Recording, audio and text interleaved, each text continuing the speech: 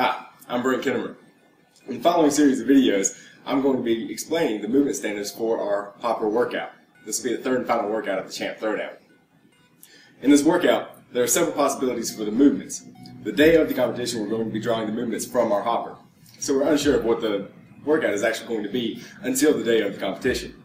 So in the following videos, I'm going to be explaining all the possibilities for all the movements that might be in the workout. This movement is the squat. The athlete is going to begin the movement fully standing, and then they're going to squat down until the hip crease passes below parallel with their thighs, and then the athlete will return to standing. That constitutes a good rep. This is the hammer release push-up. The movement is going to begin with the athlete in a plank position in a clear straight line along their body. The athlete will then lower their body until the chest, thighs, and the hips all touch the ground. Then they will flash their hands off the ground just enough for the judge to see that there's no longer contact with the ground in their palms. Then they can place their hands back on the ground and raise back up to a clear plank position. That constitutes a good rep. This is the broad jump. This movement is going to start with the athlete fully standing and with both feet together.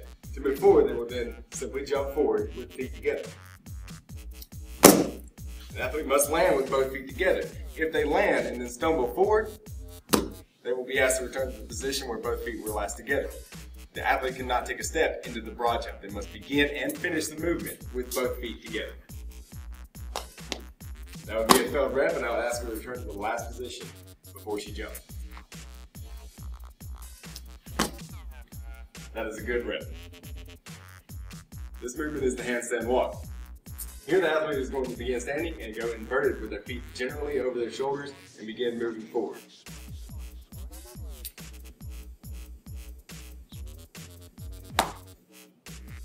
If the athlete tries to donkey kick and doesn't get their feet generally over the shoulders and attempt to move forward, it will be a no rep and they will be asked to move back to the starting position. If the athlete goes inverted and begins to fall forward or reaches as they fall, they will be asked to move back to the position that they were last able to demonstrate control. So I would ask her to move back to this position where she was able to last demonstrate control for me. So, on this movement, we'll have two plates on the ground and an ab mat between each of the plates. The athlete's hands must be on top of the plates, and the head is going to make contact with the ab mat. And at the top of the movement, the feet must remain in contact with the wall. This is the starting position. She will lower herself until her head makes contact with the ab mat, and then she will return to the starting position by pressing out and her arms are fully locked out and feet in contact with the wall. Kipping is allowed in this movement. However, at the end of the movement, the feet must remain in contact with the wall. For this movement, the athlete is going to begin and end the movement balancing on one foot. They will go down until the crease of the hip is below parallel with the thigh of the leg that they are balancing on, and then return to the starting position. At no point during the movement may the hands make contact with any point outside of the body. That is good.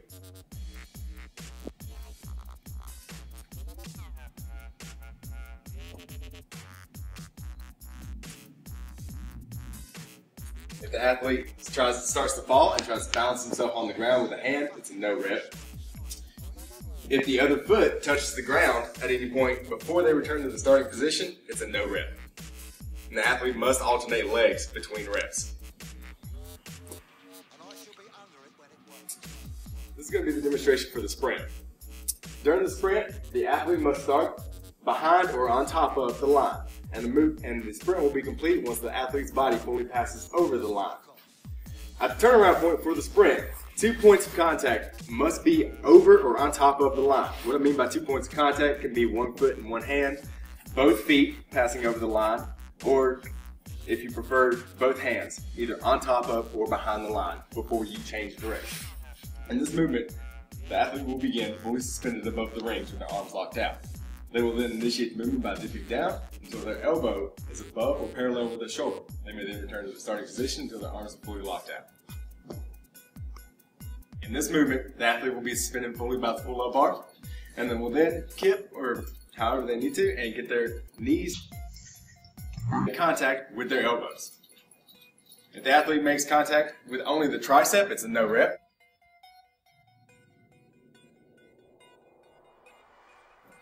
And the athlete must return to the starting position before they fall off the bar. So if they make contact with their elbows and then drop, it's a failed rep. You must return to the starting position. And at the bottom of the position, make sure that your hips are fully open. If you fail to fully open your hips, it's a no rep. That would be a no rep. If the athlete on a knees to elbow or toes to bar fails to return to the starting position and drops off the pull-up bar, there will be a 5-second penalty that will be assessed, and they must wait 5 seconds before returning to the bar and attempting another rep. This movement is the toes to bar. In this movement, the athlete will begin by fully suspended by the pull-up bar, and then will kip and bring the toes to the bar. That's a good rep. If the athlete may touch their toes or the top of their foot to the bar. If the athlete touches the bottom of their foot to the bar, it's a failed rep. If the athlete doesn't return to the starting position with their hips fully open before disengaging from the bar, it will be a failed rep. If the athlete fails to fully open their hips while returning to the starting position before initiating another rep, it will be a failed rep.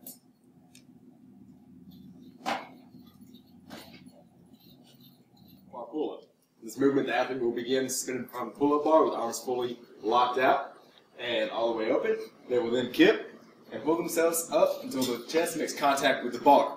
In this movement, the chest is constituted as anything below the clavicle. Alright.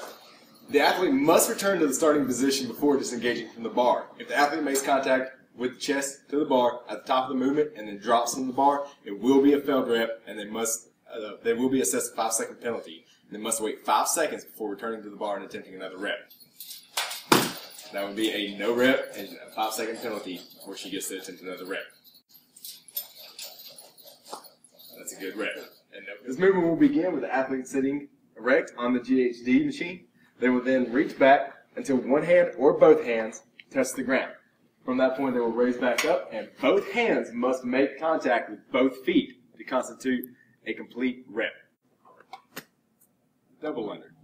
In this movement, the rope must pass underneath the athlete twice per jump.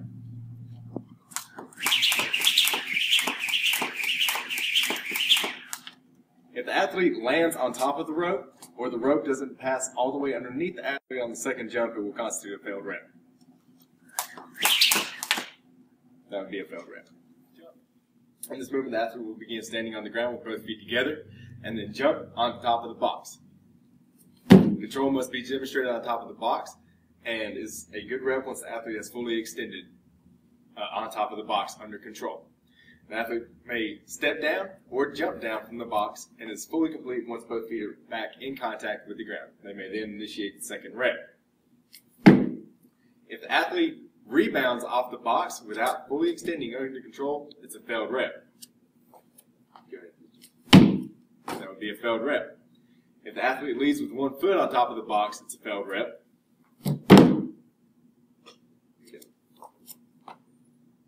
And if the athlete fails to fully extend under control on top of the box, it's a failed rep.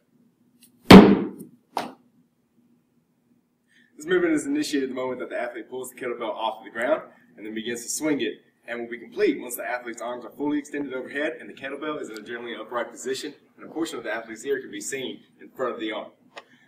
The movement is complete once the athlete has returned the kettlebell and the kettlebell has passed underneath the hips. It's a very important part of this movement.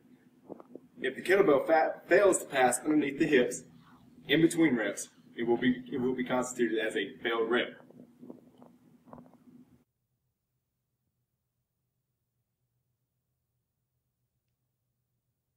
If the athlete at any time fails to lock out their arms overhead, it will be a failed rep.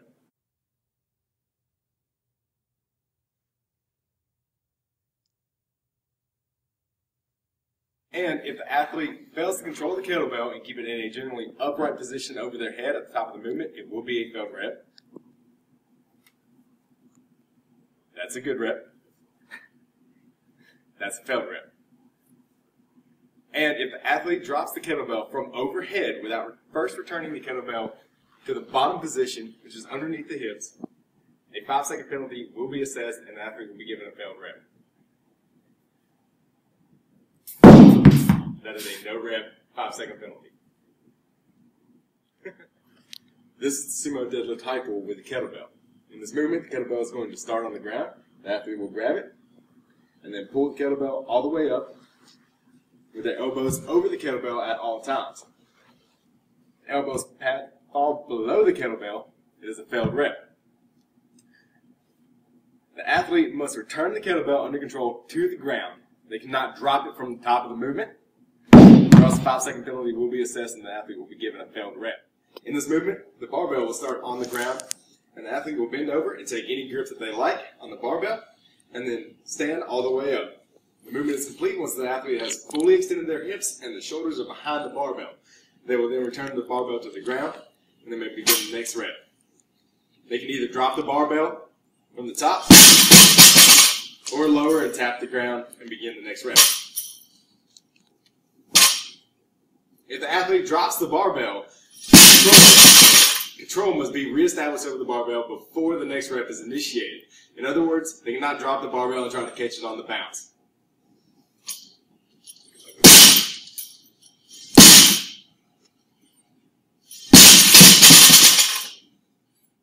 In this movement, the barbell will begin on the ground, and the athlete will clean it up into the rack position, and then fully stand up with the barbell under control. From here, they may either drop the barbell or lower it back down to the ground.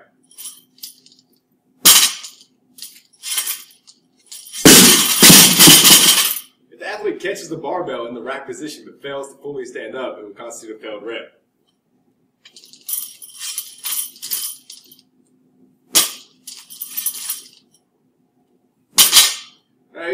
If the athlete lowers the barbell to the ground, they may tap the ground and immediately initiate the second rep. If they drop the barbell, control must be reestablished over the barbell. In other words, they can't drop it, bounce it, try to grab it in midair and clean it again.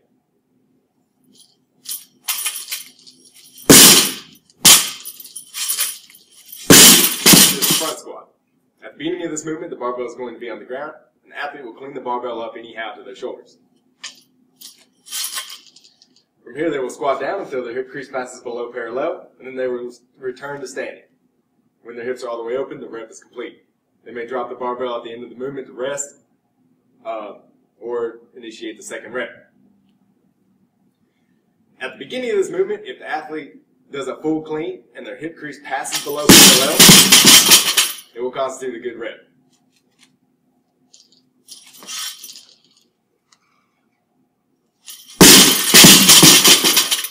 This is the shoulder to overhead. The barbell is going to start on the ground, and the athlete is going to clean it anyhow and stand up with it in the rack position.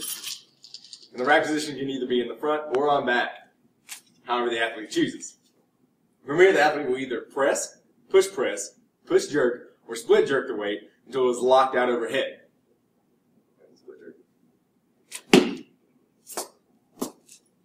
A good overhead position is when the athlete has the barbell fully locked out and a portion of the athlete's ear can be seen in front of the arm.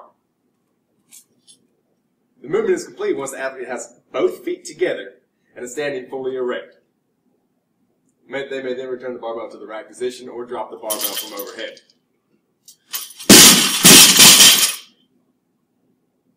If the athlete fails to bring both feet together and stand fully erect during the movement, it will constitute a failed rep.